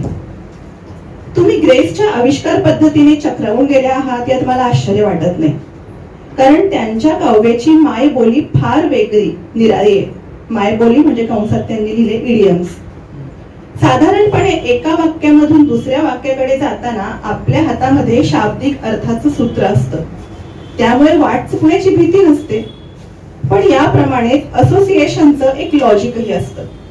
प्रतिमेमधून प्रतिमा येते आणि दैनंदिन व्यवहारात किंवा पुष्कळदा वाचनामध्ये हे घडत नसल्यामुळं काव्यात ते एकदम नवखं वाटतं. उदाहरणार्थ चिनी चित्रामध्ये सावल्या नसतात आणि पर्स्पेक्टिव्ह नसतं, पण अरब शब्दावरून आलेल्या अरेबिक रेखाटनामध्ये वेलींची वर्तुळ, पानं, फुलं, पक्षी अशा तऱ्हेने गुंतवलेली असतात की तसलं काही प्रत्यक्षात भूतलावर पाहायचं असेल तर एक विस्कीची बाटलीच संपवावी लागेल. आणि शब्दार्थाला ज्याप्रमाणे एखाद्या मान्य शब्दकोशाचा वाटाड्या मिळू शकतो त्याप्रमाणे असोसिएशनच्या बाबतीत हे घडत नाही. त्यामुळं हे काव्य त्या अर्थाने समजायला कठीण जातं, निदान ते रुजायला तरी वेळ लागतो. ग्रेस यांच्या बऱ्याचशा कविता त्या दृष्टीने माझ्या घरात आलेल्या नाहीयेत, पण त्यांचा क्षण येताच इपिफानीच्या क्षणाप्रमाणे त्या आत येतील याचा मला विश्वास आहे. सब्जेक्टिव्ह या शब्दाची तुम्हाला एवढी दहशत का वाटते? आपल्याला दिसतं ते जग दर क्षणी आपण या स्वतःमधूनच पाहून तपासून घेत असतो आणि त्यामुळेच प्रत्येकाचं जग अगदी वेगवेगळं असतं. अत्यंत साध्या इंद्रिय अनुभवात देखील हे दिसतं. निळा हा शब्द ऐकताच प्रत्येकाला निराळी जाणीव होत असते. स्वतः अनुभवलेला उत्कट क्षण दुसऱ्याला देता येत नाही. नाळ तुटल्यानंतर माणूस सर्वस्वी एकाकीच राहतो, कारण असले मंत्रांनी भारलेले क्षण त्याला इतरांना सांगताच येत नाहीत. म्हणजे मुळात खऱ्या कम्युनिकेशनला मराठी भाषाच अपुरी, त्यात स्वभावताच मूळ अनुभव अनेक पदरी, तेव्हा हातात काय लागणार? पण मला अनेकदा वाटतं की एखादी चांगली कविता म्हणजे एक भिंग असतं आणि त्यातून कसल्या तरी सुंदर किंवा भीषण अशा नगरीकडे पाहत असतो, किंवा ती कविता म्हणजे एका प्रवासाचं प्रस्थान असतं. प्रवास कोणता होईल हे अनेकदा आपल्यावरही अवलंबून असतं. कोलरीज या कवीचं एक वाक्य आहे.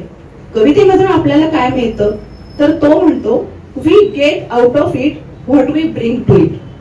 तेव्हा एखाद्या कवितेतून 3 माणसांना 3 अर्थ सुचतात. एकाच माणसाला 3 निर्णयावेळी 3 अर्थ सुद्धा सुचतात. याबद्दल चिडून जाण्याऐवजी आपण कृतज्ञच असायला पाहिजे.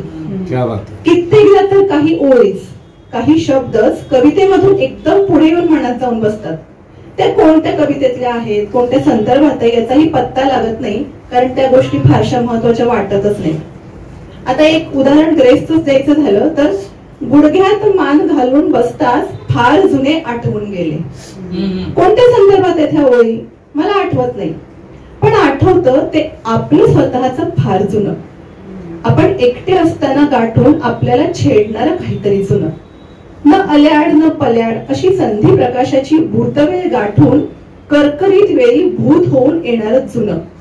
त्याचप्रमाणे तुझ्या सावळ्या हातात जशी तुळशीची माती, हे शब्द कुठेतरी उपमा म्हणून वापरले असावेत, पण ग्रेसची उपमा स्वतंत्र फांदीप्रमाणे जगते, प्रतिमा होते आणि स्वतःचं स्वतंत्र प्रतिबिंब निर्माण करते.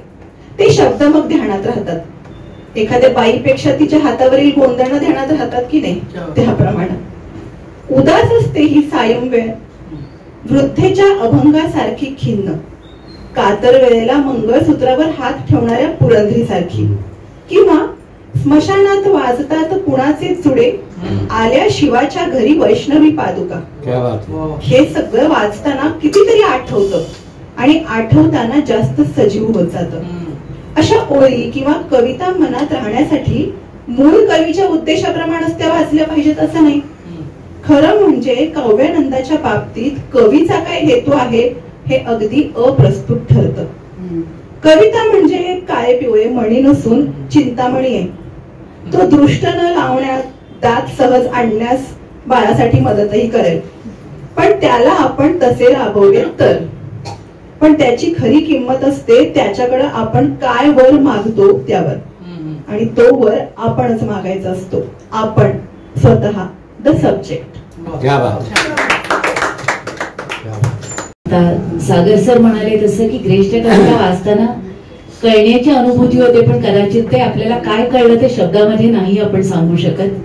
तर या कविता तशाच पद्धतीनं वाचल्या गेल्यात आतापर्यंत. आणि त्यांची पहिली ओळख झाली ती शालेय वयात असताना महाश्वेताचं जे टायटल म्युझिक होतं, भय इथले संपत नाही, तेव्हा ग्रेस म्हणजे माणिक सीताराम गोडघटे इथपर्यंतच ती मर्यादित होती. आणि नंतर काही गाण्यांच्या मधूनच, म्हणजे जरी स्वतः ग्रेसना हृदयनाथांच्या चालीभाषा पसंत नव्हत्या तरी सुद्धा त्या गाण्यांमधूनच खरं तर आमच्यासारख्या सामान्य श्रोत्यांच्या पर्यंत ग्रेस पोहोचली असं म्हणावं लागेल. त्यांनी त्यांच्याच सारखे अशा अनवट कविता लिहिणाऱ्या आरती प्रभू यांच्यावर एक कविता लिहिली, तर तीच कविता आपल्या समोर सादर करायचा प्रयत्न करते. असे वाटते मृत्यू असतो सख्या रे, सतीच्या खुनासारखा पोरका, जळाच्या भयाने दुभंगून गेली, सुन्या स्वप्न पारावरी द्वारका. समुद्रावरी मी तुला एकदारे, दुपारीच वाढूत ओवाळिले, मला शोधणारी रडे अंध विधवा, जिचे गर्भ माझ्या घरी वाढले. तुझा मंद पावा तुझी दीर्घ राणी, तुझी ज्ञानदेवीय जी आर्द्रता, तिच्या सावलीचे निळे चंद्रमाची, पुन्हा मागती का मला संहिता. असा एक सूर्यास्त अंगावरी ये, असा एक सूर्यास्त अंगावरी ये, मला वाटते मीही भारावलो, दिवे लागणीच्या तुझ्या खिन्न वेळीच, हे गाव सोडून मी चाललो.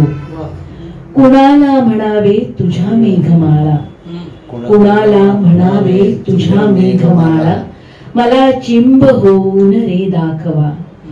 जुन्या वैष्णवाने घरी आणल्याना, जुन्या वैष्णवाने घरी आणल्याना, मला शैव समजून या पादुका, मला शैव समजून या पादुका. धन्यवाद. फक्त ग्रेसचा अभ्यास करताना मला जे काही वाटलं त्याच्यावर एक कविता झाली ती घेते.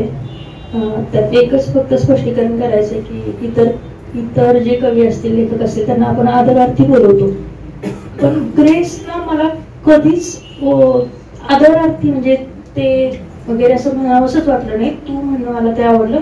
कदाचित त्यांच्या कविता किंवा त्यांना जे अभ्यासलं त्याचा परिणाम असावा की एखादा जवळचा मित्र असेल तर त्याला जसं आपण नावाने हाक मारतो किंवा अरे करतो, साधारण तशी काहीतरी भावना असावी असं मला वाटलं. कारण मी त्या कवितेमध्ये बऱ्याच वेळेला चेंजेस करण्याचे प्रयत्न केले की आदरार्थी होईल असं, पण तसं काही झालं नाही. तर ग्रेस कवी अभ्यासताना अबोध दुर्बोध शब्द फेकीत राहतोस तू. आणि समजून घेण्याचा अट्टाहासात छिन्न विछिन्न होत काळी चिरून वाळू घातला ओघळ, पुन्हा खपली काढून ओढण्याचे धैर्य तुझे शब्द देऊन जातात. कदाचित तुझ्याही नकळत सृजनाचे दव पेरीत जातोस तू. माझ्या गर्भागारात अंकुरण राहतात न उमलणारे शब्द, बोरी बाबळीच्या काटेरी कुंपणावर अडकल्यासारखे रक्तबंबाळ होत रुजतात, बहरतात, उमलतात, मग उमगतात. सृजनाची लाली काळसर छटा घेऊन मिरवते, तेव्हा आतून गर्भागार रिकामं वाटायला हवं, पण नाही. आणखी एखादं शब्द बीज प्रवेशत. कधी कधी असह्य वेदना कळा सोसल्यात मी, तरीही तुला समजून घेण्याचा अट्टाहास सोडत नाही मी आणि माझे अंतर्मन. खरं तर ग्रेस हा काळजाला पिळवटून अंतर्मुख करणारा कवी आहे असं मला वाटतं. एखादा तपस्वी साधू एखादा गुहेत जप करावा तसे त्याचे शब्दनाद आपल्या कानात घुमत राहतात. आणि या चिंतनातून जी माझ्या समोर ग्रेस प्रकट झाला तो शब्दात पकडण्याचा मी प्रयत्न केलाय. हळूहळू मेंदू काबीज करणारा ग्रेस, हळूहळू मेंदू काबीज करणारा ग्रेस केव्हा आपला मेंदू फ्रीजर मध्ये काढून ठेवतो आणि भरू लागतो आपल्या मेंदूच्या पोकळीत त्याचे आत्मगर्भ शब्दसूत्र, हे कळू येत नाही सजीव पेशींनाही. हळूहळू मेंदू काबीज करणारा ग्रेस केव्हा आपला मेंदू फ्रीजर मध्ये काढून ठेवतो आणि भरू लागतो आपल्या मेंदूच्या पोकळीत त्याचे आत्मगर्भ शब्दसूत्र, हे कळू येत नाही सजीव पेशींनाही. आपण उतरत जातो आपल्याच काळजाच्या पायऱ्या आत आत. आपण उतरत जातो आपल्याच काळजाच्या पायऱ्या आत आत. मनाच्या गाभाऱ्यात एका प्रसन्न देवतेच्या दर्शनाच्या लालसेने मग दिसत जातो कळस, मग दिसत जातो कळस, गाभाऱ्याचे प्रवेशद्वार, मखर आणि मूर्तींचे अर्धोन्मिलित नेत्र, जे वश करत राहतात आपल्या आत्म्याला, खरे तर प्राणालाच. जे वश करत राहतात आपल्या आत्म्याला, खरे तर प्राणालाच. मी किती शूद्र आहे याची जाणीव करत जाते. त्याची आशय संपन्नता, प्रगल्भता, गूढता आणि आत्ममग्नतेची विशालता. कसपटा समान भासणारे किंवा असणारे हे जीवन उधळून द्यावेसे वाटते त्याच्या कोणत्याही 4-2 ओळींवर भंडारा उधळल्यासारखे. कसपटा समान भासणारे किंवा असणारे हे जीवन उधळून द्यावेसे वाटते त्याच्या कोणत्याही 4-2 ओळींवर भंडारा उधळल्यासारखे. फडकवून टाकावा वाटतो हा प्राण त्याच्या कवितेच्या बुरजावर, फडकवून टाकावा वाटतो हा प्राण त्याच्या कवितेच्या बुरजावर. आणि आपण फडफडत राहावेसे वाटते फाटक्या झेंड्याच्या वस्त्राप्रमाणे. त्याचे नादमधुर शब्दगात प्राचीच्या दिशेने, त्याचे नादमधुर शब्दगात प्राचीच्या दिशेने. आणि दरवर्षी मी या कार्यक्रमाला येतो आणि तरी देखील तुम्ही तितक्याच उत्कटपणे त्या कवीचा सोहळा नाही म्हणणार पण स्मरण करता. आणि हे स्मरण नुसतं असं समारंभासारखं नसतं, तर तुम्ही तुमच्या प्रतिभेनं त्याला एक प्रतिसाद देता. तुमची जी काही निर्मिती प्रक्रिया असेल, कवितेतली असेल, चित्राची असेल, किंवा आस्वादाची असेल, म्हणजे एका कवीनं निर्माण केलेल्या काव्य परंपरेमध्ये तुम्ही तुमच्या स्वतःच्या आस्वादाचं एक वर्तुळ निर्माण करता.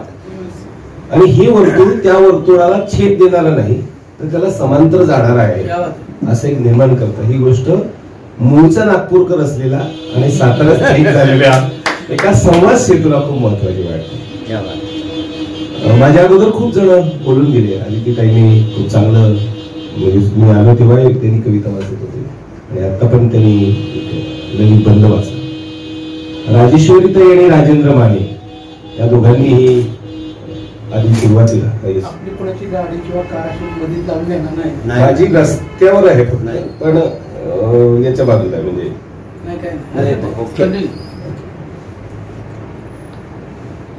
तर देशपांडे मॅडमने एका महत्वाच्या मुद्द्याकडे आपल्या सगळ्यांचं लक्ष केंद्रित केलं की ग्रेसांच्या कवितेचा सांस्कृतिक अन्वयार्थ लावू शकतो. तिला सांस्कृतिक स्थान आहे, सांस्कृतिक स्थान असणं आणि सांस्कृतिक अन्वयार्थ लावणं. आता त्यात का लावता येत नाही ते मी मागच्या व्याख्यानामध्ये सांगितलेलं होतं. कारण अर्थापेक्षा ते संवेदनेच्या पातळीवर येतात आणि सागरनं ते मुद्दाम अधोरेखित केलं. याचं कारण असं की ते गेल्या वर्षीचं बोलू नका. राजेंद्र माने सरांनी त्यातल्या शब्दांकडे आणि प्रतिमांकडे आपलं लक्ष वेधलं. म्हणाले कितीतरी गोष्टींचा प्रतिमा आपल्याला भावतात, जाणवतात, त्याचा अर्थ कळत नाही तरी त्या मनाला भेदून राहतात. ह्या दोन्ही आणि आत्ता सरांनी एक प्रश्न विचारला ज्ञानेश्वर आणि त्यांच्या संदर्भातला, वैश्विकता आणि ग्रेस यांच्या संदर्भातला. या तिन्ही प्रश्नांची उत्तरं माझ्या आत्ताच्या विवेचनात मिळेल असं मला वाटतं. मी आता सुरुवात करतो. आपण सगळेजण कविता वाचतो आणि ग्रेसांनी प्रामुख्यानं काव्य हा प्रकार लिहिला. त्यांनी जे ललित बंध म्हणून लिहिले पण मुळात ती एक गद्य कविताच आहे. म्हणजे लिरिकल प्रॉस ज्याला आपण म्हणतो, काव्यात्मक गद्य नावाचा जो प्रकार आहे त्या प्रकारातलं लेखन आहे. त्यामुळे कविता असू दे किंवा काव्यात्मक ललित बंध असू दे ग्रेसांचे, त्या दोन्हीकडे जात असताना आपल्याला भाषा नावाच्या व्यवस्थेचा एक विचार केला पाहिजे. आता ही भाषा काय असते तर आपली सगळ्यांची रोजची व्यवहारातली भाषा असते, तिच्यामध्ये अर्थ असतात. म्हणजे आपल्या रोजच्या व्यवहार भाषेमध्ये कावळा या शब्दाचा एक अर्थ आहे, गाय या शब्दाचा एक अर्थ आहे, स्वामी या शब्दाचा एक अर्थ आहे. हे जे शब्दांचे अर्थ संस्कृतीने त्याला दिलेले आहे. कवितेत काय होत असतं, कवितेमध्ये तुमचे सांस्कृतिक अर्थ कवी वापरत असतो आणि काही कवी त्या सांस्कृतिक अर्थाच्या पलीकडे जाऊन आपले एक अर्थ त्या अर्थाला प्रदान करत असतो.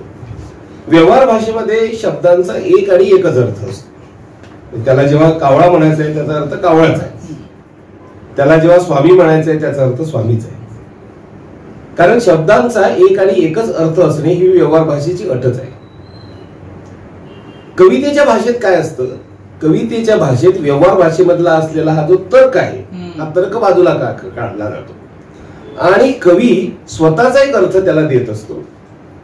आता काही म्हणजे ग्रेसांसारखी कवी जर वगळले तर बाकीच्या सगळ्या कवींच्या बाबतीमध्ये असं आहे की त्यांना निर्माण केलेला जो काव्यगत अर्थ आहे तो अर्थ आणि सांस्कृतिक अर्थ हा संवादी जरी नसला तरी तो आपल्याला कळणारा असतो.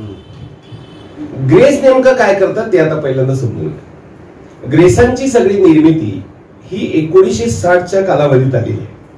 1960 या सालामध्ये किंवा 1960 नंतर जे कवी लिहित आहेत ते कोण आहे, त्यातल्या काही निवडक नावांकडे मी तुमचं लक्ष वेधू इच्छितो. दिलीप चित्रे, स्वप्नांच्याही खुणा पुसून झाल्या गहिऱ्या पुन्हा, शब्दांचे हिम हळू वितळते डोळ्यात स्पर्शाविना.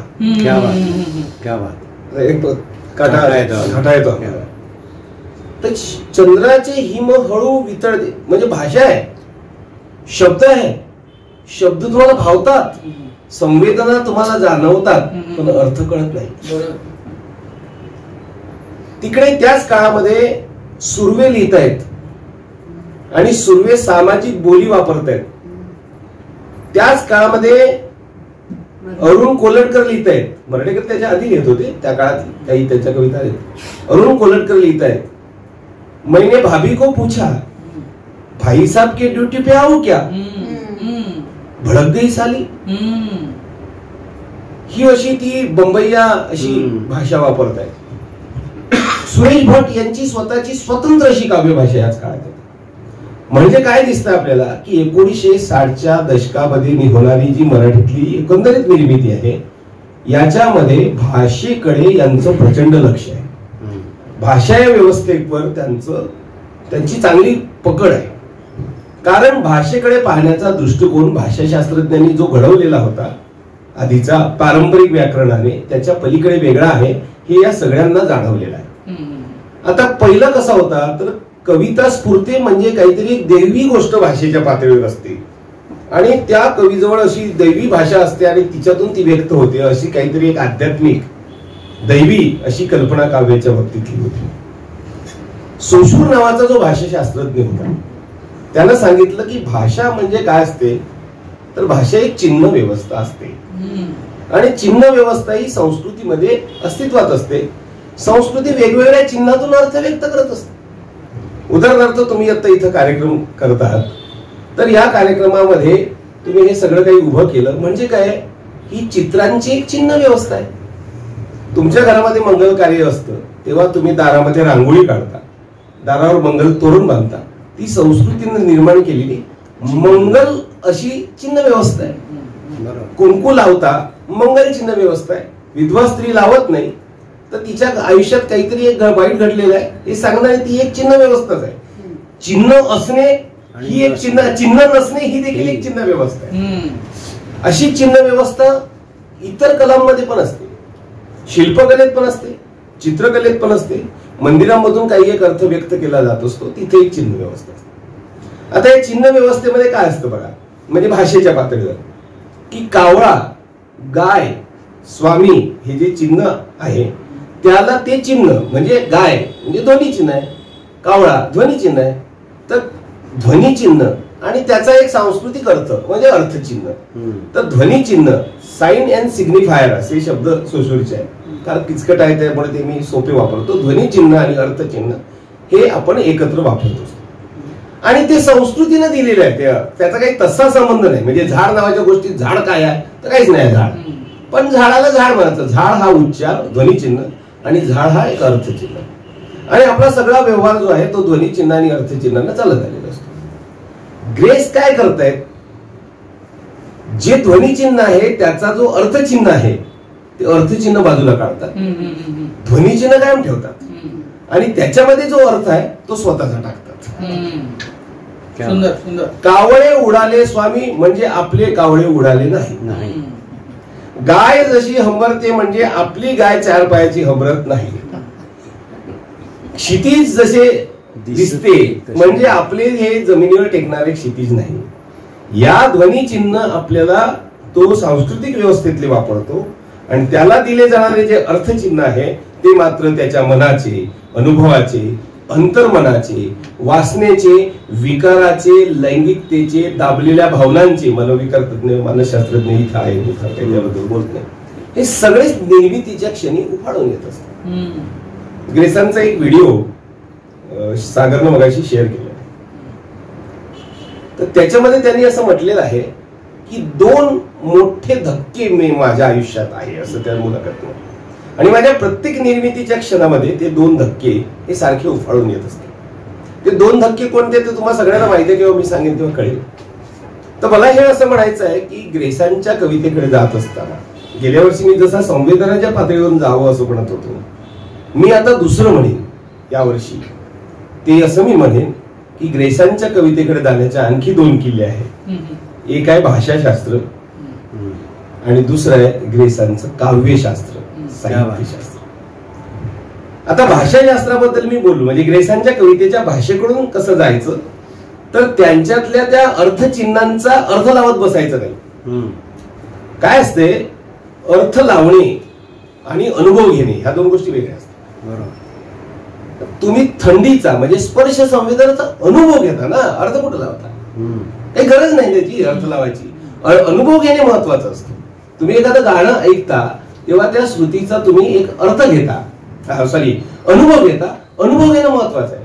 म्हणजे सगळ्या संवेदना या तुमच्या अनुभवाशी संबंधित असतात. तुम्हाला अनुभव घेणे एवढीच गोष्ट असते.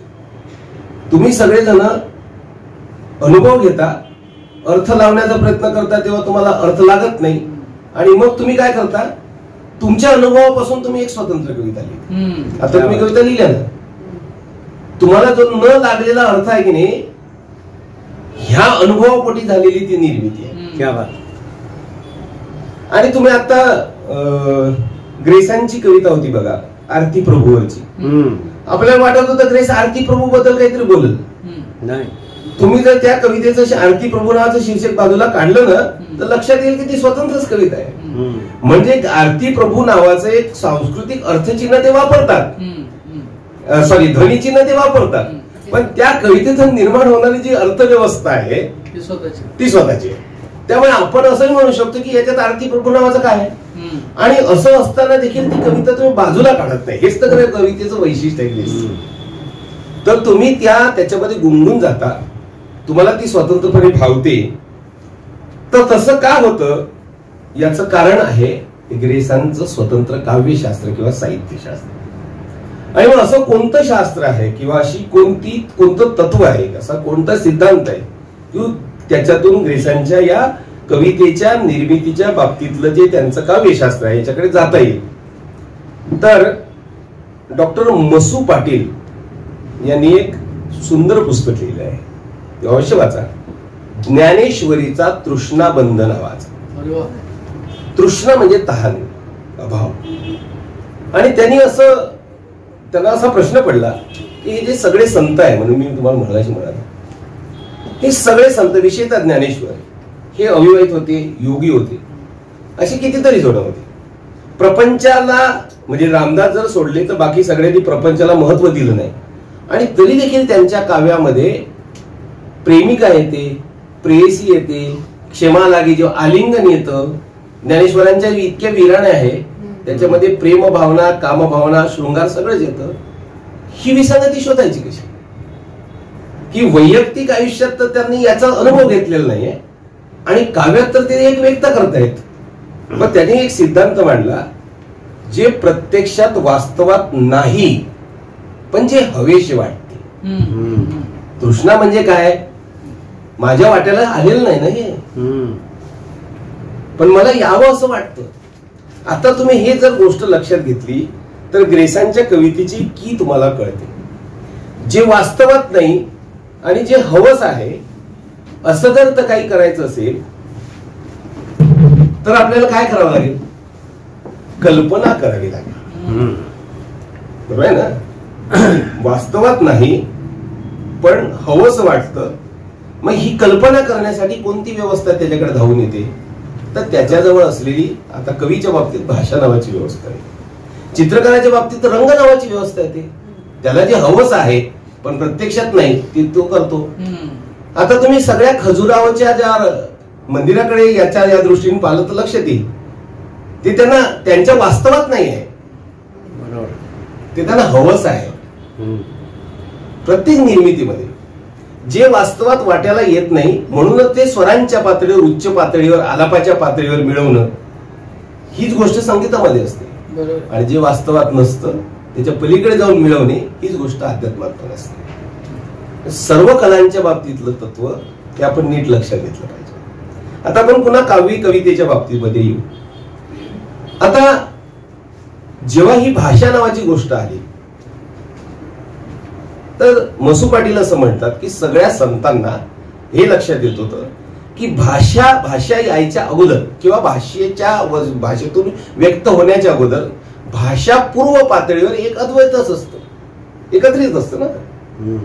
सगळे विश्व हे एकमेकाशी संलग्न होतं, एकमेकात गुंतलेलं आहे. भाषा व्यवस्थेनं काय केलंय? त्याच्यात द्वैत निर्माण केलं. हे झाड आहे, हे निसर्ग आहे, हे हिंदू आहे, हे मुस्लिम आहे, हे हिरवा आहे, हे पिवळा आहे. पहा ना, द्वैत कोणी निर्माण केलं? भाषेकडून. म्हणून सगळे संत भाषा नावाच्या व्यवस्थेच्या माध्यमातून द्वैताकडून अद्वैताकडे जाण्याचा प्रयत्न करतात, पण भाषाच वापरतात. तुम्ही जे मगाशी म्हणालात ना की ज्ञानेश्वरांच्या कवितेत काय आहे? द्वैताकडून अद्वैताकडे जाणं आहे. आणि ग्रेसांच्या कवितेमध्ये काय आहे? द्वैतातला संघर्ष आहे. अद्वैताकडे जाणं नाही म्हणून त्यांची कविता संतांच्या पातळीवर जात नाही आणि म्हणूनच त्यांच्या कवितेला सांस्कृतिक स्थान तितक्या उंचीचं मिळत नाही जे संतांच्या कवितेला. आणि ते स्वतःला पण अस्सल द्वैती म्हणून मांडलेलं आहे.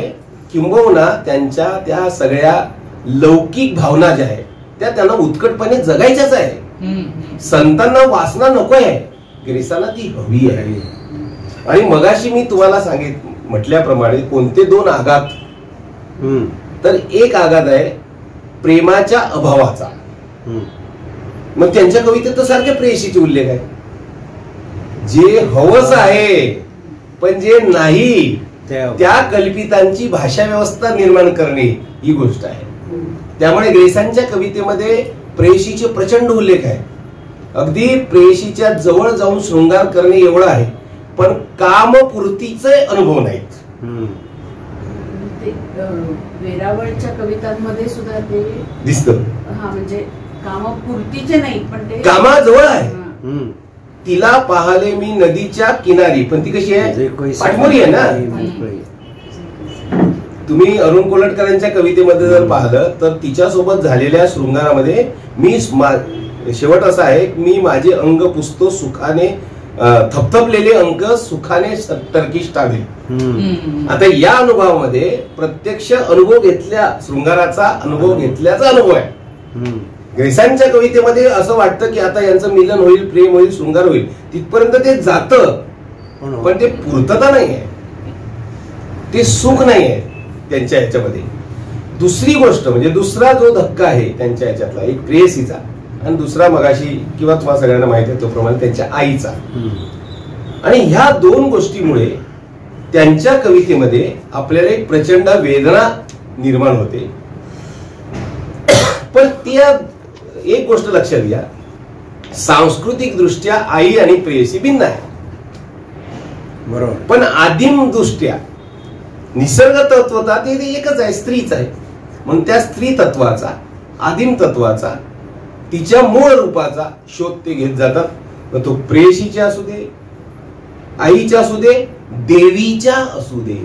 म्हणजे तुम्ही जर देवीची कविता पाहिली तर ती आध्यात्मिक देवी नाही आहे, बरोबर, तर ती जन्माला घालणारी आपल्याच मुलाचे प्रेम मांजरीने नखे घ्यावी, नखक्षत करावी, आपलेच वेद खाऊन टाकते मांजरीने, देवी नावाची कविताच आहे. त्याच्यात ते आहे पूर्वसंचिताचे नव गेले संदेला अंधन आली पालकी दाराची देवी चढल्या वाकून. तर त्याच्यात एक आहे की मांजर जशी आपलं पहिलं वेद खाते, आता हा उल्लेख जो आहे तो स्त्रीच्या मातृत्व रूपाचा आहे.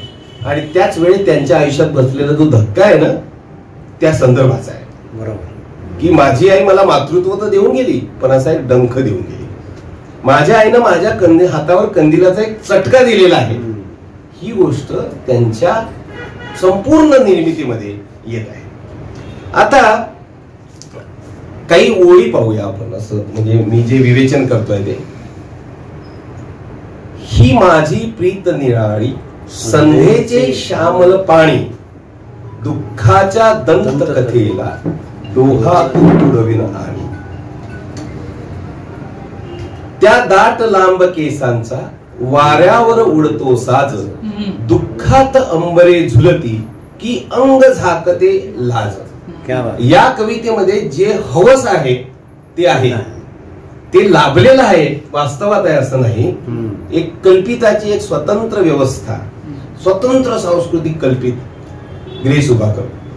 काही कवींच्या बाबतीमध्ये म्हणजे जे महाकवी नसतात तर ते छोटस विश्व उभं करतात, पण जे प्रतिभावंत कवी असतात ना ते पॅरलल सृष्टी निर्माण करतात. उदाहरणार्थ केशवसुत, त्यांनी या पृथ्वीच्या वर असावी अशी एक स्वतंत्र स्वर्गाची एक व्यवस्था निर्माण केली.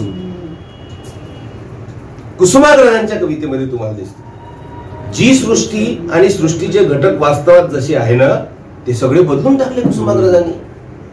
म्हणजे गवताचं बारीकशी कळी आणि आकाशातला सूर्य ही वास्तवातली गोष्ट आहे की नाही, पण कल्पित काय आहे त्यांच्या कवितेतलं की ती गवताची कळी त्या सूर्यावर प्रेम करते.